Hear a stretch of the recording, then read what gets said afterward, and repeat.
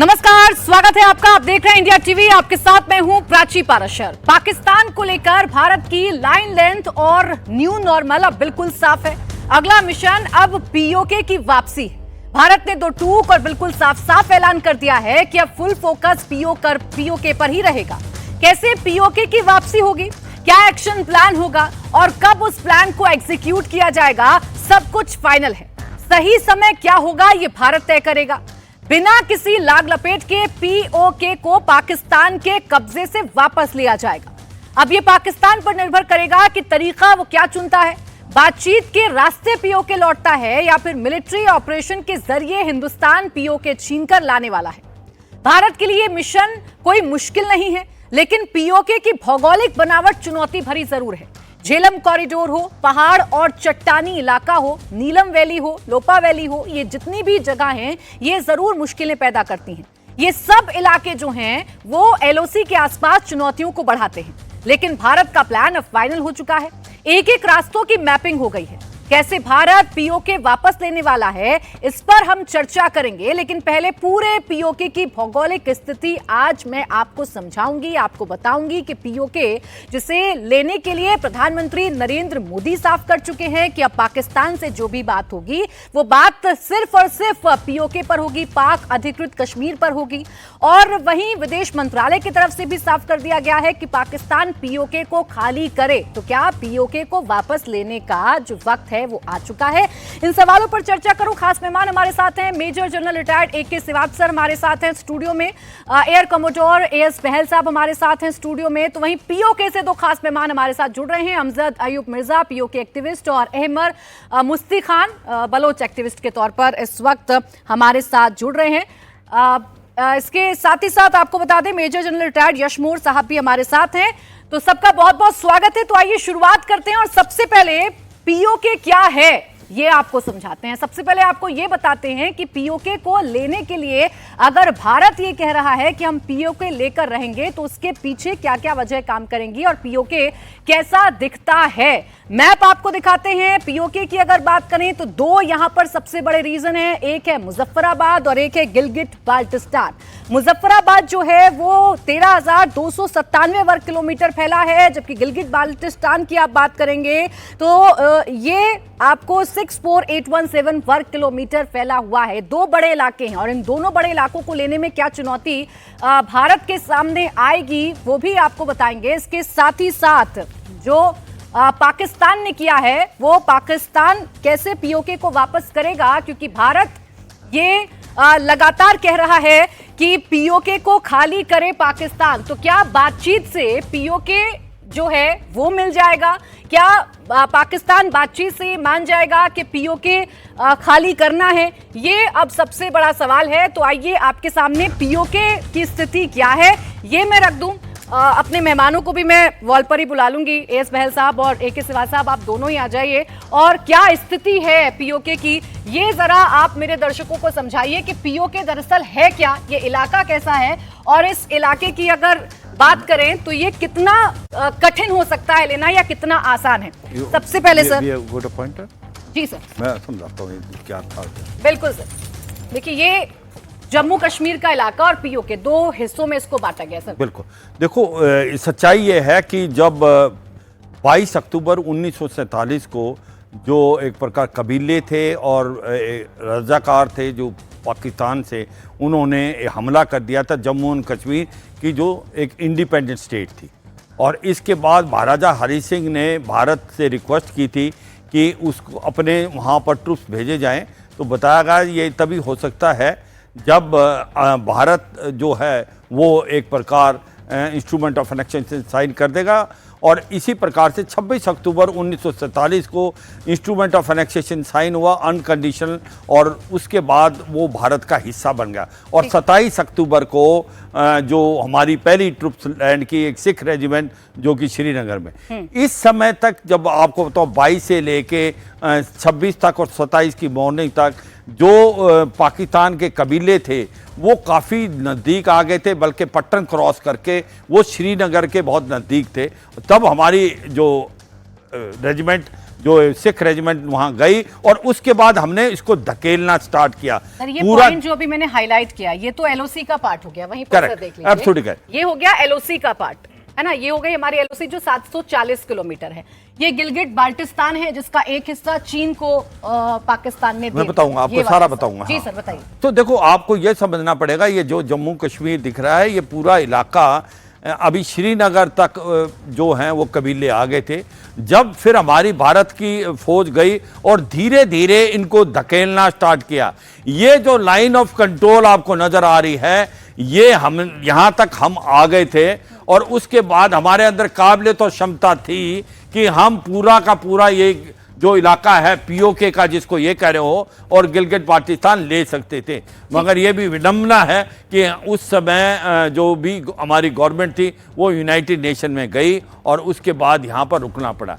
ये जो आप दिख रहे हैं गिलगिट बाल्टिस्तान जो कि बहुत बड़ा इलाका है, 64,817 किलोमीटर, इसके अंदर ये एक सक्सेगाम वैली है जिसको 1963 में पाकिस्तान ने गिफ्ट कर दिया था चीन को। और अब जो ये चाइना पाकिस्तान इकोनॉमिक कॉरिडोर है वो भी गिलगिट बाल्टिस्तान से होता हुआ फिर नीचे तक जाता है ग्वादार तक। ठीक। अब जो बात आ रही है कि भाई ये एलओसी है 700 किलोमीटर के नजदीक, इसके और भारत के बीच में जो है ये क्या हम इसको ले सकते हैं, कैसे ले सकते हैं, अब हम उस पे ही डिस्कशन करेंगे। बिल्कुल सर, उस पर ही डिस्कशन करेंगे। बहल साहब ये दो हिस्से हमने दिखा दिए, सबसे ज्यादा बात होती है तो इस मुजफ्फराबाद वाले हिस्से की सबसे ज्यादा बात होती है कि ये यहाँ पर पाकिस्तान ने रेडिकलाइज करने की कोशिश की, इस इलाके में जो टेरर कैंप हैं वो पाकिस्तान ने लगाने की कोशिश की। इन दो हिस्सों को अगर मैप पर समझें तो कितना आसान नजर आता है इन दोनों ही हिस्सों को जम्मू कश्मीर में मिलाने के लिए या भारत में मिलाने के लिए। बिल्कुल, बहुत ही अच्छा प्रश्न पूछा है आपने प्राची जी। दो चीजें मैं इसमें कहना चाहूंगा कि जो रीजन है पीओके का, अगर आप उसको भारत के कश्मीर के साथ कंपेयर करें तो पिछले साल 2,35,00,000 टूरिस्ट आए थे कश्मीर के अंदर और ये एक रिकॉर्ड था। और उधर देखें तो उनको स्टेप ब्रदरली ट्रीटमेंट मिली है, कंटिन्यूअसली स्टेप ब्रदर ट्रीटमेंट मिली। और अगर आपके गेस्ट कुछ उस एरिया के वो आपको बताएंगे कि वो एरिया हार्डली डेवलप हुआ है इन टर्म्स ऑफ टूरिज्म या किसी और तरीके से। तो और खासकर जो दो अहम चीजें इन्होंने बात करी थी जनरल साहब ने, एक सीपेक कॉरिडोर की, और उस सीपेक कॉरिडोर में 127 हाइड्रो इलेक्ट्रिक प्रोजेक्ट बने हैं पीओके के अंदर। लेकिन अगर जब भी देखो, चाहे हुंसा वैली हो या हुमा एरिया हो, वहां पे 3 से 4 घंटे की हमेशा इलेक्ट्रिसिटी इससे ऊपर नहीं आती है। गेहूं की बहुत प्रॉब्लम है वहां पे प्रॉब्लम है लैंड को कैसे वो अपने आप को फर्टाइल बनाए रखे सके। और इसमें एक बड़ी इंपॉर्टेंट चीज है, ये एरिया जो है माउंटेनियस एरिया है, इसकी ऑल्टीट्यूड जो है वो आती है आपकी 15,000 फुट से लेके 17,500-18,000 फुट तक आ जाती है। और ये जो एरिया है ये थोड़ा लोअर एरिया आता है जहां पे मुजफ्फराबाद का है। अच्छा, ये लोअर एरिया है, ये थोड़ा लोअर एरिया। इसका ये मतलब नहीं कि यहाँ पे हिल्स नहीं है या यहाँ पे इसका ऑल्टीट्यूड बहुत लो प्लेन्स की तरह है, लेकिन ऑल्टीट्यूड इसका और इसमें इधर बहुत जमीन आसमान का फर्क है। जब आप बात करते हो, ऑल्टीट्यूड बोल दूं, इसको हाई ऑल्टीट्यूड बोल दीजिए। और ये जो प्लेन से ऊपर हिल्स शुरू होती हैं वो नीचे से लाहौर के पास से धीरे धीरे शुरू होती हैं और वो फिर यहाँ पे बहुत बड़ा एरिया आ जाता है जब वो हिल्स बढ़ती रहती हैं हाइट के अंदर। हो सकता है 3,000, 5,000, 7,000 फुट ऐसे करके हिल्स बढ़ती रहती हैं। लेकिन ये एरिया राइप है, ये जो आपने बड़ा अच्छा एरिया दिखाया था, ये राइप है टेरर कैंप्स के लिए, ये राइप है ट्रेनिंग के लिए, क्योंकि हिल्स भी हैं, छुप भी जाते हैं, उसको रेडिकलाइज किया गया। आपने बड़ा इंपॉर्टेंट पॉइंट बताया था रेडिकलाइजेशन का। यहां पे देखिए तो रेडिकलाइजेशन जो है मैक्सिमम मुजफ्फराबाद और उस एरिया के अंदर आती है और यहीं पे सबसे ज्यादा हमारे जो 5 अटैक हुए हैं, आप देखिए मुजफ्फराबाद के पास, उसके बाद नीचे हम गए हैं 4 अटैक्स हमने आईबी पे किए। तो ये रेडिकलाइजेशन के वजह से यहीं पे टेरर कैंप्स भी बनाए जाते हैं, उस पे ट्रेनिंग भी दी जाती है और साथ में जब पुशन करना होता है लॉन्च पैड से, वो जनरल साहब ज्यादा बता पाएंगे क्योंकि वो आर्मी। ठीक है सर, मैं अगला जो नक्शा है वो भी रखती हूँ और ये बताती हूँ कि अगले नक्शे में भारत की तरफ कितने हिस्से हैं, पाकिस्तान की तरफ कितने हिस्से हैं। लेकिन उससे पहले डॉक्टर अमजद, अगर आप तक मेरी आवाज पहुंच रही है तो पीओके को लेकर अब ये कहा जा रहा है कि पीओके भारत का होने जा रहा है। भारत ने चेतावनी दे दी है पाकिस्तान को, आप खाली करिए पीओके, जब भी बात होगी तो सिर्फ हम पाक अधिकृत कश्मीर पर या पाकिस्तान से बात करेंगे। जी, होने जा रहा है क्या क्या मतलब है वो तो है 1947 26 अक्टूबर से पीओजेके और गिलगित बल्तिस्तान भारत का हिस्सा है। तो अब ये है कि वो आजाद करवाना है हमें पाकिस्तान से, क्योंकि पीओजेके और पीओजीबी एक में हम जो लोग हैं by default we are Indian citizens and we are like the world's largest prisoner of wars at the moment in living under the occupation of Pakistan. तो ये जिस तरह से मेजर साहब ने अपना जनरल साहब ने बताया है और दूसरे भाई ने बताया है, ये बिल्कुल सही है। और इसको ये अच्छा, यहाँ एक बात मैं क्लियर कर दूं कि ये जो टेररिस्ट कैंप्स हैं ये इनमें ज्यादातर पंजाबी और पश्तून और गैर रियासती लोग ज्यादा हैं। इसमें इंडिजिनस जो मुजफ्फराबाद के या पीओजेके के लोग हैं उनकी तादाद कम है जी, या फिर इसके अंदर ऐसे लोग थोड़े बहुत माइन्यूट हैं जो महाजर वहां से आए थे और वो कैंपों में रहते हैं, वो कुछ हो सकते हैं। पाकिस्तान ने कोशिश बड़ी की डॉक्टर अमजद, लेकिन भारत ने बता दिया है अपने एक्शन से कि हम लेकर रहेंगे वापस, हम वापसी करा के रहेंगे। अब सर ये एलओसी का एरिया, सबसे पहले हमने भारत के कुछ एरिया दिखाने की कोशिश करे हैं। हमने बताया है कि एलओसी के आसपास भारत के कौन कौन से एरिया पड़ते हैं, तो इन एरियाज को अगर आप बताएं कि कहां से इजी रहेगा पाकिस्तान में घुसना या एलओसी पार करना और पीओके को हासिल करना। देखो, पहले मैं ये बताता हूं कि ये जिस प्रकार से ये इलाका दिखाया गया है, जो भारत का जम्मू कश्मीर और जो पीओके जो कि जैसे अमजद साहब भी बोल रहे हैं, ये भारत का हिस्सा है, ये इलीगली ऑक्यूपाइड कर रखा है पाकिस्तान ने, इसको हमने लेना है, इसमें कोई शक नहीं। अगर आप देखें कि भारत के जो है ये द्रास है, उसके बाद ये कारगिल का इलाका है, और इसके बाद जब ये आपका जो इलाका आता है नीलम नदी के सामने, इसके अंदर जो आपके बेसिकली एरिया हैं वो पहले है गुरेज सेक्टर, उसके बाद मच्छल सेक्टर, उसके बाद आपका कैरन सेक्टर, उसके बाद आपका बारामूला सेक्टर, उसके बाद आता है उड़ी सेक्टर। ये जो इलाका है ये नॉर्थ ऑफ पीर पंजाल है, यहाँ से पीर पंजाल जाती है, इसका मतलब ये इसको माना जाता है वैली। हाँ, जो है इसको माना जाता है, जो कश्मीर की घाटी है वो ये है। और ये जो पुंछ इलाका है, रजौरी है और आपका नौशेरा है, ये साउथ ऑफ पीर पंजाल है जी। नॉर्थ ऑफ पीर पंजाल और साउथ ऑफ पीर पंजाल में फर्क क्या है? नॉर्थ ऑफ पीर पंजाल के अंदर जो हैं, साउथ आप कह रहे हैं ये यहाँ से लेकर ये पूरा जो करीब ऐसे, ये south Pir Panjal, south of Pir Panjal इसके नीचे है। पीर पंजाल की जो हैं वो इनको दो हिस्सों में बांटती है, नॉर्थ ऑफ पीर पंजाल, इसको थोड़ा इधर से करो, नॉर्थ ऑफ पीर पंजाल और साउथ ऑफ पीर पंजाल।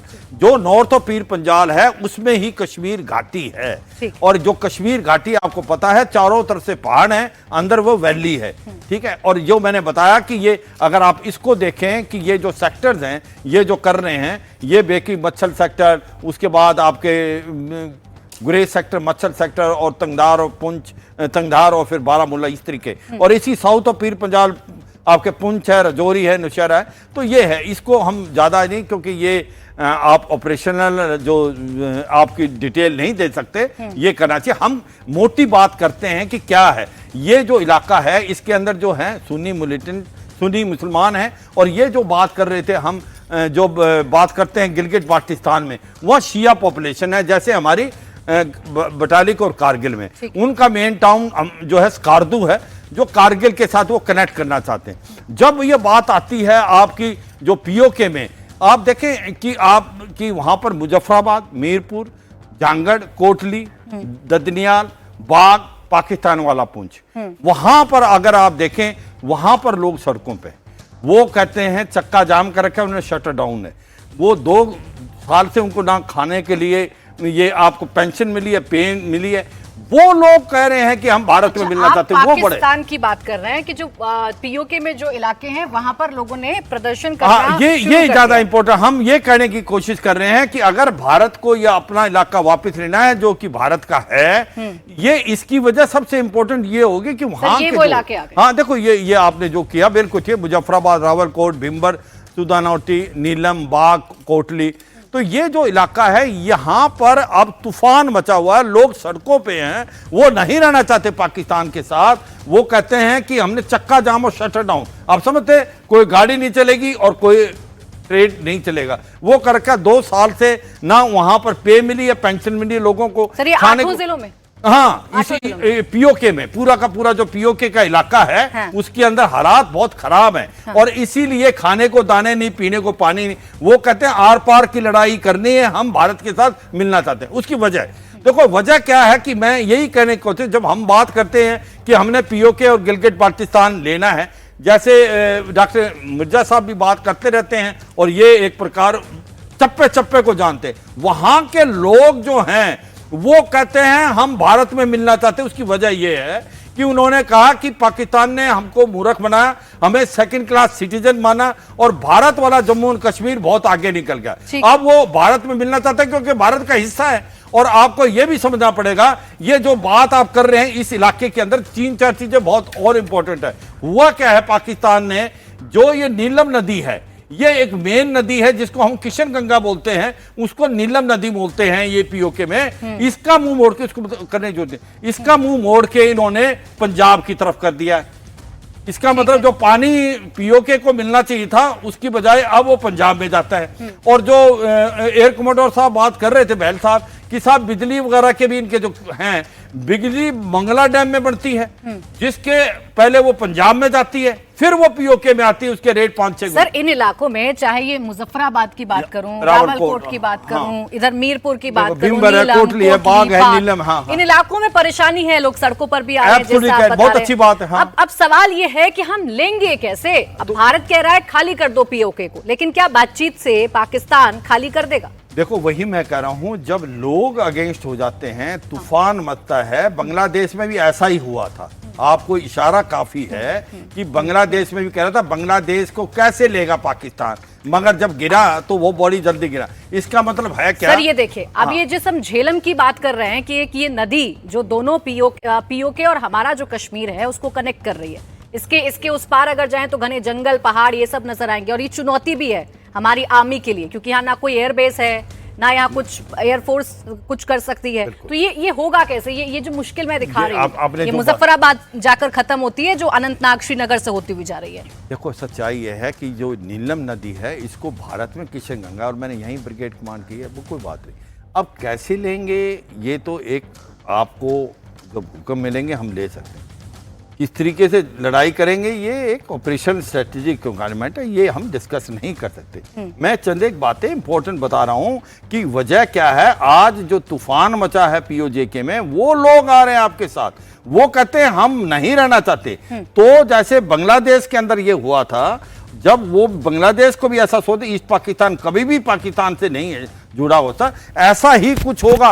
लोग चाहते हैं, कुछ इशारा भारत को करना पड़ेगा, और मुझे लगता है कहीं ना कहीं ये प्लान तैयार है। भारत की जो फौज जब भी गवर्नमेंट कोई हुक्म देगी वो करेगी। सर बहल सर, चुनौती की बात करूं तो नीलम वैली, लोपा वैली और झेलम कॉरिडोर, ये चुनौती है, ये मुश्किल है, क्योंकि पहाड़ देखिए ना आप, बड़े बड़े पहाड़, ऊंचे ऊंचे पहाड़, जैसा आपने ये बताया कि हाई ऑल्टीट्यूड और लो ऑल्टीट्यूड, इसके साथ घने जंगल हैं। बिल्कुल, इन घने जंगलों से जाकर आपको ऑपरेशन पूरा करना है, अगर पीओके को भारत में मिलाना है तो 2 चीजें आ जाती हैं इसमें बहुत ही महत्वपूर्ण, और वो चीजें आती हैं, एक चीज जनरल साहब ने मेंशन भी की थी कि जैसे 1971 की जब लड़ाई हुई थी, तो वहां से हमको मुक्ति बाहिनी का बहुत बड़ा सपोर्ट मिला था, और मुक्ति बाहिनी हमको इंटेलिजेंस भी प्रोवाइड करती थी, मदद भी करती थी, और लॉजिस्टिक्स में असिस्ट करती थी। और जब भी उन्होंने पूरा का पूरा देश को, अवाम को, मुजीबुर रहमान ने पूरे के पूरे अवाम को मोटिवेट और इंस्पायर किया था, तो वो हमारे को बहुत हेल्प किया था। हालांकि यह अलग बात है कि एक देश को आजाद करना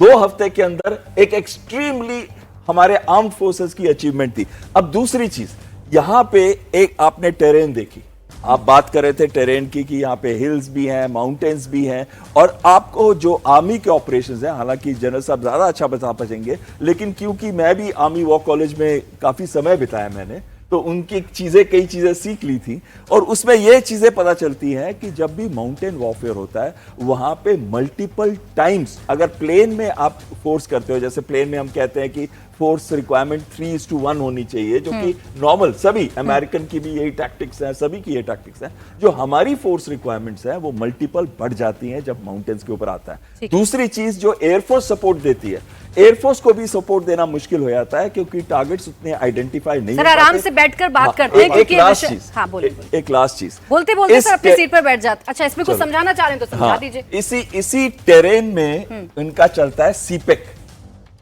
चाइना पाकिस्तान इकोनॉमिक कॉरिडोर, और उसने काफी बड़े बड़े प्रोजेक्ट्स वहां बना के रखे हैं। काफी पैसा, 62 बिलियन तो उसने टोटल पैसा इन्वेस्टमेंट करने की बात कही थी, 26 बिलियन तो उसने ऑलरेडी लोन दे दिया पाकिस्तान को। तो बहुत बड़ा हिस्सा जो है इसके थ्रू जाता है।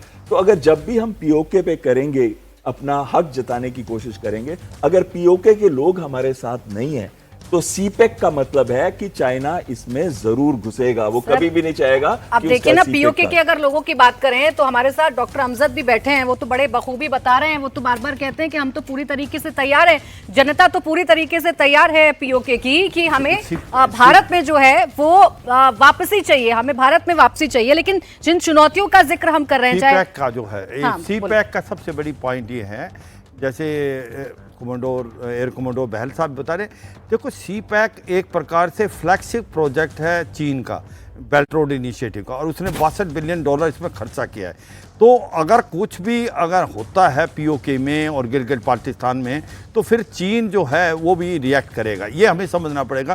क्योंकि चीन ऐसा नहीं हो सकता कि इसको छोड़ दे कि चाइना पाकिस्तान इकोनॉमिक कॉरिडोर जो है वो भी खतरे में पड़ेगा अगर कुछ कार्रवाई होती है पीओजे के और गिलगित बाल्टिस्तान में। तो ये हमें फैक्टर इन करना पड़ेगा। इसका कतई मतलब नहीं कि ये हमारे लिए बिल्कुल नो गो है, मगर ये सच्चाई है। जो 2-4 इंपॉर्टेंट पॉइंट जो बता रहे थे कमांडो साहब, ये ध्यान देना पड़ेगा, जो पहाड़ी इलाकों में लड़ाई जो है वो मुश्किल होती है, धीरे होती है, डिफेंडर के फायदे में होती है, और अगर आपको अटैकर है उसको काफी टाइम, मतलब कि एक आदमी को हराने के लिए 20 से ज्यादा आदमी की जरूरत पड़ती है, इतना फोर्स लेवल चाहिए। की बात करें तो डॉक्टर अमजद को चर्चा में फिर से ले आते हैं। डॉक्टर अमजद, पाकिस्तान ने बड़ी कोशिश की है कि पीओके को वो अपने ही कब्जे में रखे, मुजफ्फराबाद वाले इलाकों को अपने कब्जे में रखे, गिलगित बाल्टिस्तान को अपने ही कब्जे में रखे। लेकिन सर, रेडिकलाइज करने की उसने कोशिश की, टेरर कैंप उसने लगाने की कोशिश की, जो शिया और सूफी वहां पर पॉपुलेशन है उसे खदेड़ने की कोशिश की, पंजाबी मुस्लिम को लाकर बसाया। लेकिन क्या इन कोशिशों के करने के बावजूद वो कामयाब हो पाया है? बिल्कुल भी कामयाब नहीं हो पाया, बल्कि उसका रिएक्शन उल्टा आया है। लोगों ने पाकिस्तान की ये चालें जो है, इन चीजों को समझा है कि ये नंबर 1 उनकी डेमोग्राफी चेंज करने की कोशिश कर रहे हैं, नंबर 2 एक पीसफुल सोसाइटी को रेडिकलाइज करने की कोशिश कर रहे हैं, नंबर 3 एक डेमोक्रेटिक जेंडर डेमोक्रेटिक सोसाइटी को जो है ये शरिया के नाम पे और इस्लाम के नाम पे सेग्रीगेट करना चाह रहे हैं, नंबर 4 ये हमारा डिफेंस करने के नाम पे एक इमेजिनरी एनिमी इंडिया से हमारा डिफेंस करने के नाम पे ये हमारे पानी का लूट रहे हैं। जैसे एयर कमांडोर साहब ने बताया, 127 हाइड्रो पावर प्रोजेक्ट्स के बावजूद हमें 2-2 घंटे बिजली मिलती है, और वो भी लो वोल्टेज बिजली मिलती है, जिसमें हमारी जो इलेक्ट्रिकल अप्लायंसेज हैं वो जल जाती हैं, इस्त्री जल जाती है, फ्रिज जल जाते हैं, टीवी जो है वो पीछे से उसका वो सिस्टम सारा उड़ जाता है। इसी तरह से इन्होंने हमारे जंगलात, जब हम रियासत का हिस्सा थे तो हमारा जो ये पीओजे के है 44% वाज फॉरेस्ट, आज वो 14% से भी नीचे चला गया। इन्होंने हमारी लकड़ काट काट के 3 अरब रुपए की सालाना हमारी हर्ब्स ये काट के लूट के ले जाते हैं, एक पैसा हमें उसका नहीं मिलता। गिलगित बल्तिस्तान का जितना टूरिज्म है वो टूरिज्म डिपार्टमेंट इस्लामाबाद में बनाया हुआ है इन्होंने। तो ये सारी चीजें देख के हमारे लोग बिल्कुल बहुत ही नफरत करते हैं पाकिस्तान से। आप पाकिस्तान का झंडा लेके मुजफ्फराबाद में मोटरसाइकिल पे नहीं निकल सकते, या पीछे लगाते हैं ना लड़के झंडा लगाते हैं इंडिया का, या से आप नहीं निकाल सकते, चल सकते। पाकिस्तान का झंडा पीओजे में किसी पब्लिक प्लेस पे आप लगाएंगे, अगले दिन या रात को वो लोग उतार के फेंक देंगे उसको। और ये वाकयात हुए हैं, आपके इंडियन मीडिया में भी रिपोर्ट हुए हैं। अब मसला ये है कि अगर पीओजेके को लाना है, बहुत अच्छी बात की सिवाज सर ने, उन्होंने कहा कि भाई ये पहाड़ी इलाका है, यहाँ फौज की मूवमेंट जो है वो बड़ी रिस्ट्रिक्टेड होगी। उसके लिए हम बैठे हुए तैयार हैं। हर शहर में हमारे इस वक्त लोग मौजूद हैं जो हमें सपोर्ट कर रहे हैं, हमारे नैरेटिव को सपोर्ट कर रहे हैं, जो इंडिया के साथ मिलने के लिए पूरा हमारा नेटवर्क इस वक्त बिल्कुल रेडी है। एक दफा फिर 13 मई लास्ट ईयर जो बहुत बड़ा सिविल डिसोबीडियंस मूवमेंट हुआ था, ठीक है, उसके वक्त हम एक्सपेक्ट कर रहे थे कि इंडिया कुछ करेगा, लेकिन उस वक्त कुछ नहीं हो सका। तो उसके बाद बिखर गए लोग और जहादियों ने अपनी वो स्पेस जो थी खाली उसको भरने की कोशिश की। लेकिन आज हम उस नेटवर्क को दोबारा जो है वो ये बड़ी बात कह रहे हैं ना कि पहाड़ी और जंगल अगर मुश्किल बनेगा भी तो वहां के जो लोग हैं, जो पीओके में रहने वाले लोग हैं, जो पाकिस्तान अधिकृत कश्मीर में रहने वाले लोग हैं, वो मदद करने के लिए तैयार हैं। वो पूरी तरीके से तैयार हैं कि किसी भी तरीके से इस वाले हिस्से को वापस भारत में मिलाया जाए। अब मेजर जनरल यश मोर साहब, यही सही समय कर सकता हूं एक बात? जी सर, बोले एक बात बोले। देखिए, इंडिया को अपनी फौजें भेजने की कोई जरूरत नहीं है, हम खुद इसको इंडिपेंडेंट कर लेंगे। एक कतरा भी हमारी भारतीय सेना के खून का नहीं बहेगा, लेकिन उसका एक तरीकाकार है। जब भारत तैयार होगा पीओजे के लेने के लिए, एक्शन प्लान के लिए, तो फिर हम दिल्ली सरकार को बताएंगे कि कैसे लिया जाए, हमारा क्या प्लान है। हम वहां जो बैठे हुए हमारे लोग, वो कैसे आजादी हासिल कर सकते हैं। ठीक है सर, ये तो बहुत बड़ी बात आप कह रहे हैं मेजर जनरल यश मोर साहब, बहुत बड़ी बात। डॉक्टर अमजद अयूब मिर्जा कह रहे हैं कि भाई फौज को जाने की जरूरत ही नहीं है, खुद कर लेंगे वहां के लोग, वो तैयार हैं, बस एक इशारा मिलना है उनको भारत से। बिल्कुल। प्राची जी, पहली बात तो धन्यवाद, आप इस डिस्कशन में आपने मुझे इनवाइट किया। देखो, पीओके अगर मिलिटरीली लेना है तो जल सिवाच ने भी बताया कि ये पहाड़ों में हाई एल्टीट्यूड में इतना आसान नहीं है। कारगिल में 26 साल पहले कारगिल की लड़ाई आपको पता है कितने दिन चली, कितना खून हमने बहाया, अपना ही एरिया वापस लिया था। तो ये हमें फैक्टर इन करना पड़ेगा कि क्या मिलिटरीली एक एट्रिशन वॉरफेयर में हम पढ़ना चाहते हैं पाकिस्तान के साथ बंकर टू बंकर, वो लड़ाई लड़ने का तरीका होगा नहीं। जैसे बांग्लादेश में हुआ था, जब लोग वो राइप हो जाएगी सिचुएशन, अगर लोग हमारे साथ हो गए फिर तो मनूवर वॉरफेयर के द्वारा और हमारे लोगों की मदद से, जैसे अमजद साहब कह रहे हैं, फिर ये आ सकता है। और इसके लिए वो जब भी वक्त सही होगा, आई थिंक इंटरनेशनल कम्युनिटी को भी साथ लेना पड़ेगा, चाइना को भी इसमें इन्वॉल्व करना पड़ेगा कि उनका भी इसमें हित है, क्योंकि पाकिस्तान एपी सेंटर है टेररिज्म का। जितना जल्दी चाइना इस चीज को पहचाने, ये भारत को ये डिप्लोमेटिक एक बहुत बड़ा एंगेजमेंट हमें ईरान के साथ, तालिबान के साथ, चाइना के साथ मिलकर उनको समझाना पड़ेगा कि पाकिस्तान के साथ दोस्ती बहुत खतरनाक है और लॉन्ग टर्म में उनका ही नुकसान है। तो जितना जैसे उस टाइम पे श्रीमती इंदिरा गांधी का रोल था एक डिप्लोमेटिक सिचुएशन क्रिएट करने के लिए, वैसे ही कुछ हमें वक्त लगाना पड़ेगा कि हम डिप्लोमेटिकली कन्विंस कर दें दुनिया को कि Pakistan as a country should not survive in the present form. तब जाके कहीं मिलिट्री ऑपरेशंस की जरूरत होती है, और होगी तब आई एम श्योर वक्त आएगा तो ये पीओके भी भारत का हिस्सा हो सकता है। जिन चुनौतियों की बात बहल सर हम करते हैं, वो चुनौती सबसे बड़ी वहां की डेमोग्राफी की है। नीलम वैली, लीपा वैली और झेरम कॉरिडोर। लेकिन ये भी मुसीबत दूर हो जाएगी, जैसे डॉक्टर अमजद ने कहा कि वहां के लोग ही तैयार हैं। बस एक इशारा आप कर दीजिए, आप बस ये बता दीजिए कि हम पीओके ले रहे हैं, और जैसा भारत कर भी रहा है। भारत ने तो बिल्कुल साफ कर दिया कि हम कोई बात नहीं करेंगे आपसे, हम बात करेंगे पीओके के बारे में। और कल तो विदेश सचिव ने जो कहा, या विदेश मंत्रालय की प्रेस कॉन्फ्रेंस में जो कहा गया, क्या कहा विदेश मंत्रालय ने कि आप खाली करिए। हम पाकिस्तान को कह रहे हैं आप खाली करिए पीओके। बिल्कुल सही कह रहे हैं, पीओके हमारा है, यही हमारा नारा है। I think that is the best way to say it. And मैं आपसे एक रिक्वेस्ट कर रहा हूं कि हमें इस चीज को, जो चीन की हम थ्रेट की बात कर रहे हैं ना, इसको आसानी से नहीं लेना है। ये इतनी आसान थ्रेट नहीं है। और दूसरी चीज, और बहुत इंपॉर्टेंट चीज आती है कि जो हमको पीओके से जो सपोर्ट मिलेगा, उसका तो एश्योरेंस अभी से ही हमारे काबिल दोस्त जो दूसरे साइड पे हैं अभी, वो दे रहे हैं हमको। और वो जो सपोर्ट है वो मिलिटेंट सपोर्ट भी होगा, तभी ये बात बन पाएगी। खाली पॉलिटिकल सपोर्ट से बात नहीं बनेगी। वहां पे एक ऐसा रेवोल्यूशन अगर शुरू होता है पीओके के अंदर, फिर जिससे, जैसे कि बांग्लादेश में पहले मिलियंस रिफ्यूजीज हमारे पास आए थे, उसके बाद ही भारत ने वो एंट्री करी थी बांग्लादेश के वॉर में। और चीन के लिए मैं एक चीज आपको बता देना चाहता हूं, चीन कभी भी हमारा दोस्त नहीं बन सकता। चीन को हम डिप्लोमेटिकली हैंडल कर नहीं सकते, कर सकते हैं, ऐसा नहीं कह रहा हूं कि नहीं कर सकते, लेकिन चीन कभी भी हमारी बात नहीं मानेगा, क्योंकि चीन का स्ट्रेटेजिक कॉम्पिटिटर तो भारत है।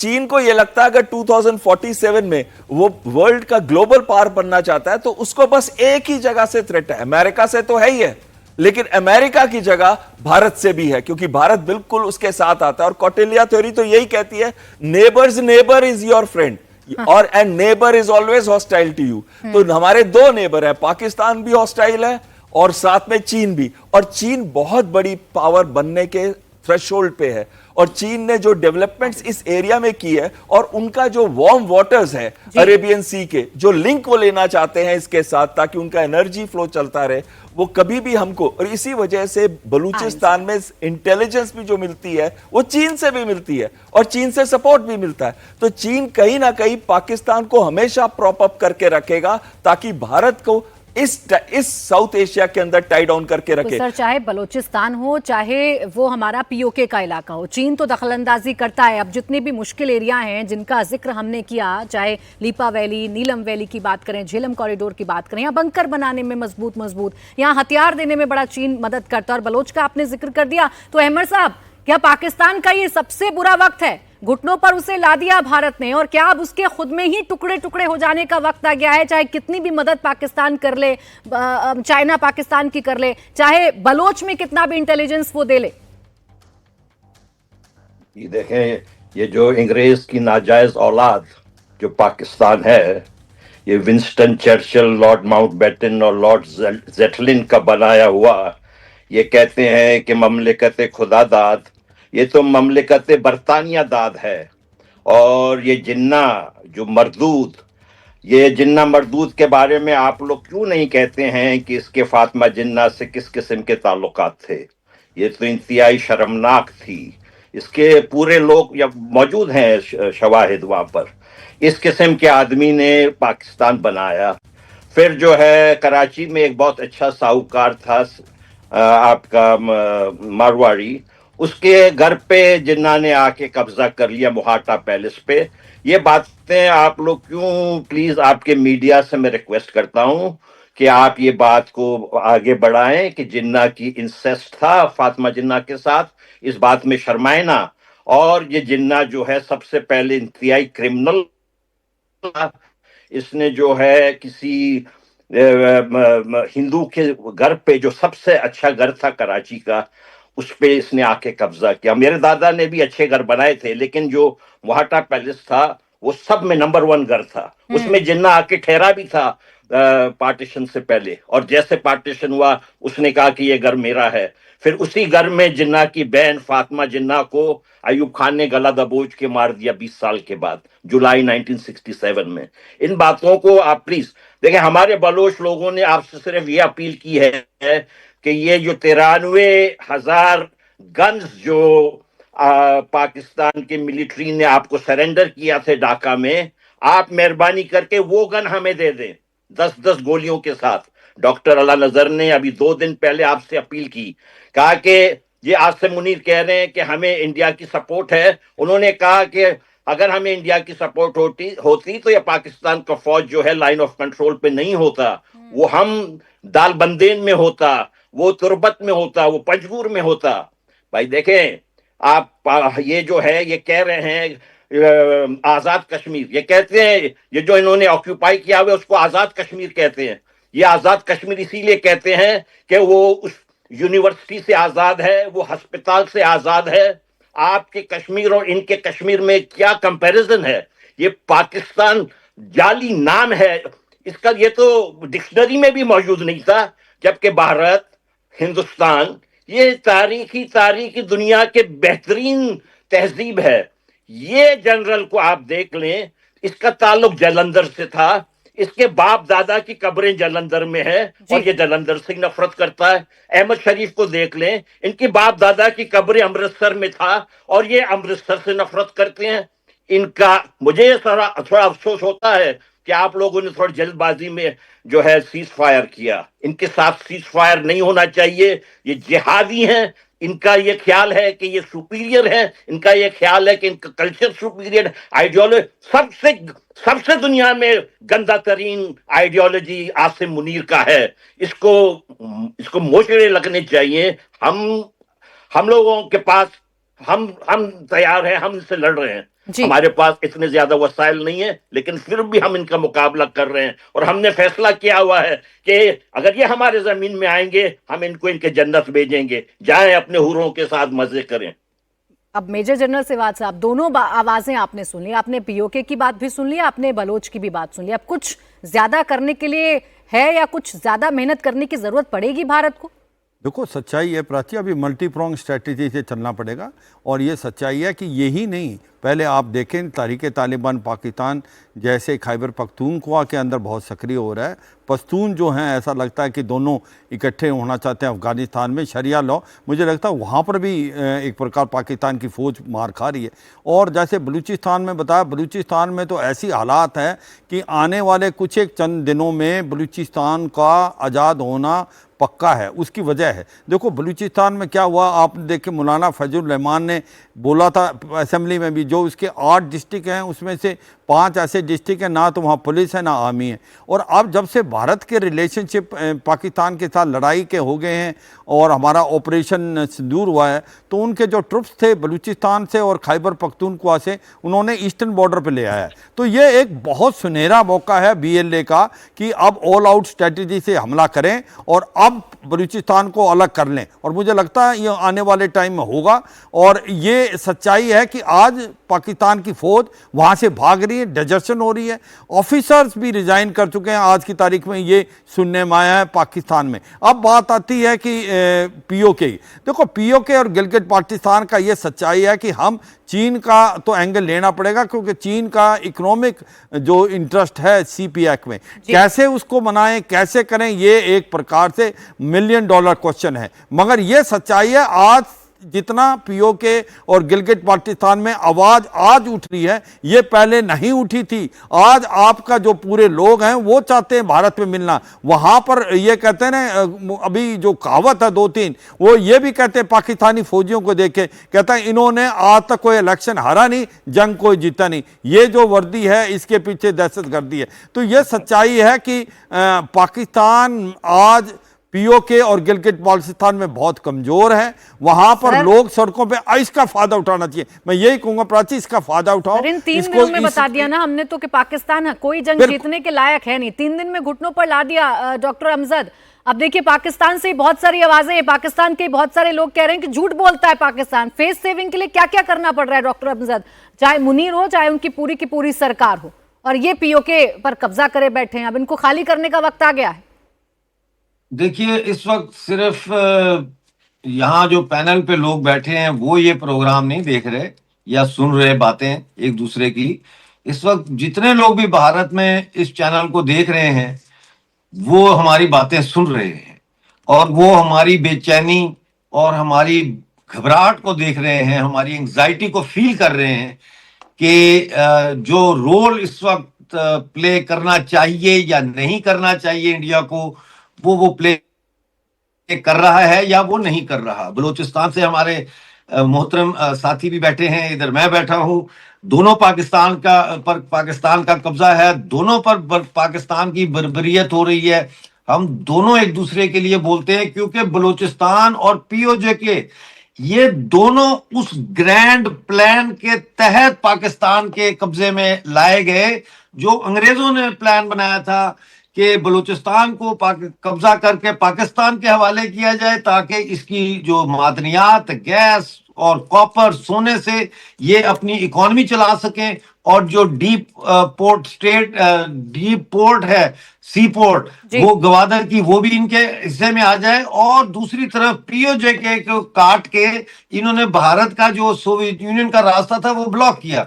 आप ये देखिए कि 22 अक्टूबर 1947 को पाकिस्तान से हमला करवाया जाता है रियासत जम्मू कश्मीर पे, और 5 महीने के बाद बलूचिस्तान पे हमला करवा कर उसको इनकॉर्पोरेट किया जाता है।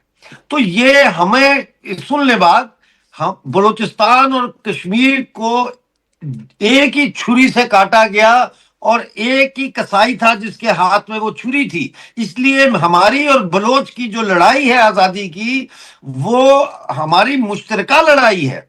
हम बलोचिस्तान के लोगों को जंग में सपोर्ट करते हैं और उनसे भी यही तवक्को है कि वो भी हमें सपोर्ट करेंगे। लिहाजा देखिए, मैं बार बार ये कह रहा हूं कि सारी बातें टीवी चैनलों पे नहीं की जा सकती। हम तैयार हैं, ठीक सर, बिल्कुल रेडी हैं हम, लेकिन अवाम रोज रोज तैयार नहीं होती इनकलाब करने के लिए, अवाम रोज रोज बगावत के लिए तैयार नहीं होती। अवाम ने रोटी भी खानी है, बच्चे भी पालने हैं, जिंदा भी रहना है। बिल्कुल ठीक तो कहा उस सर आपने, वक्त यही जब ये समय है, सारी सही चीजें समय है, जब- लोहा गर्म है, वार करना होगा और भारत ने अपना वार शुरू कर दिया है। भारत ने साफ कर दिया है कि हम बात नहीं करेंगे आपसे, हम सिर्फ पीओके को लेकर बात करेंगे और आपको पीओके खाली करना पड़ेगा। बहुत शुक्रिया आप सभी का हमारे साथ आज की इस चर्चा में जुड़ने के लिए।